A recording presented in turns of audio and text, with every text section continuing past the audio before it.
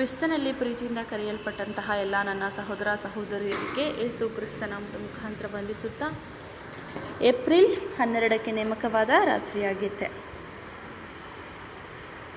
ಕರ್ತನು ಕನಿಕರವೂ ದಯೆಯೂ ದೀರ್ಘಶಾಂತಿಯೂ ಬಹಳ ಕೃಪೆಯೂ ಉಳ್ಳವನಾಗಿದ್ದಾನೆ. ಕೀರ್ತನೆಗಳು 103ನೇ ಅಧ್ಯಾಯ 8ನೇ ವಚನ. ಕರ್ತನು ಕನಿಕರವೂ ದಯೆಯೂ ದೀರ್ಘಶಾಂತಿಯೂ ಬಹಳ ಕೃಪೆಯೂ ಉಳ್ಳವನು ಎಂದು ನಮ್ಮ ಈ ಮೇಲಿನ ವಾಕ್ಯವು ನಮಗೆ ನೆನಪಿಸುತ್ತದೆ. ಮತ್ತು ಅರಣ್ಯದ ಅನುಭವಗಳಲ್ಲಿ ಶಾರೀರಿಕ ಇಸ್ರೇಲರ ವಿಷಯದಲ್ಲಿ ಇದನ್ನು ಚೆನ್ನಾಗಿ ವಿವರಿಸಲಾಗಿದೆ. ಈ ಸುವಾರ್ತೆಗದ ಕರ್ತನ ಜನರ ಇತಿಹಾಸದಲ್ಲಿ ನಾಮಾಂಕಿತ ಆತ್ಮಿಕ ಇಸ್ರೇಲರಲ್ಲಿ ಮತ್ತು ನಂಬಿಗಸ್ತರ ವಿಷಯದಲ್ಲಿಯೂ ಸಹ ಇದು ಅನ್ವಯಿಸುತ್ತದೆ. ನಮ್ಮ ಜೀವನದ ವಿವಿಧ ಅನುಭವಗಳಲ್ಲಿ ಕರ್ತನು ನಮಗೆ ಎಷ್ಟು ತಾಳ್ಮೆ ಮತ್ತು ಕನಿಕರ ಉಳ್ಳವನಾಗಿದ್ದಾನೆಂದು ನಮಗೆ ಮನವರಿಕೆಯಾಗಿದೆಯಲ್ಲವೇ?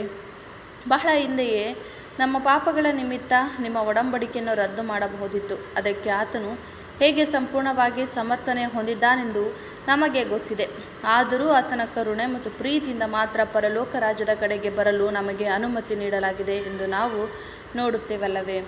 ಖಂಡಿತವಾಗಿಯೂ ಈ ವಿಷಯಗಳು ನಮಗೆ ಮನವರಿಕೆ ಆಗುವಾಗ ನಮ್ಮನ್ನು ತಾಳ್ಮೆ ಮತ್ತು ನಂಬಿಗಸ್ತರನ್ನಾಗಿ ಮಾಡಬೇಕು.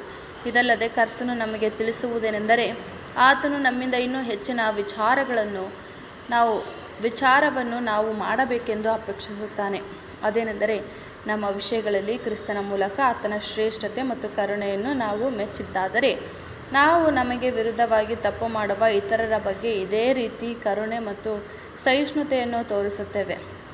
ನಿಜಕ್ಕೂ ಈ ವಿಷಯವನ್ನು ಕರ್ತನು ನಮ್ಮನ್ನು ಮೆಚ್ಚುವಲ್ಲಿ ಎಷ್ಟು ಶ್ರದ್ಧೆಯನ್ನು ತೋರಿಸುತ್ತಾನೆಂದರೆ, ಈ ಸಹೋದರನ ಮತ್ತು ಸಹ ಸೇವಕರೊಂದಿಗಿನ ಸಂಬಂಧದಲ್ಲಿ ಈ ಮನೋಭಾವವನ್ನು, ಈ ಗುಣಗಳನ್ನು ಬೆಳೆಸಿಕೊಳ್ಳದಿದ್ದರೆ ನಮ್ಮಲ್ಲಿ ಯಾರೊಬ್ಬರೂ ಆತನೊಂದಿಗೆ ಸಂಬಂಧವನ್ನು ಉಳಿಸಿಕೊಳ್ಳಲು ಸಾಧ್ಯವಿಲ್ಲ. ಎಷ್ಟು ಉದಾರತೆ, ಎಷ್ಟು ಪರಿಗಣಿಸುವಿಕೆ, ಎಷ್ಟು ಸೌಮ್ಯತೆ, ಎಷ್ಟು ಕ್ಷಮಿಸುವ ಗುಣ, ಇವೆಲ್ಲವೂ ಸಹೋದರರೊಂದಿಗೆ ನಾವು ಐಕ್ಯದಲ್ಲಿರಲು ನಮ್ಮನ್ನು ನಡೆಸುತ್ತದೆ. ವಿಶೇಷವಾಗಿ ಈ ವಿಷಯಗಳು ನಮ್ಮನ್ನು ಅಥವಾ ನಮ್ಮ ಹಿತಾಸಕ್ತಿಗಳನ್ನು ಯಾವುದೇ ಅಳತೆಯಲ್ಲಿ ಗಾಯಗೊಳಿಸಿದವರೊಂದಿಗೂ ಇರಬೇಕು ಎಂಬುದೇ. ಆಮೇಲೆ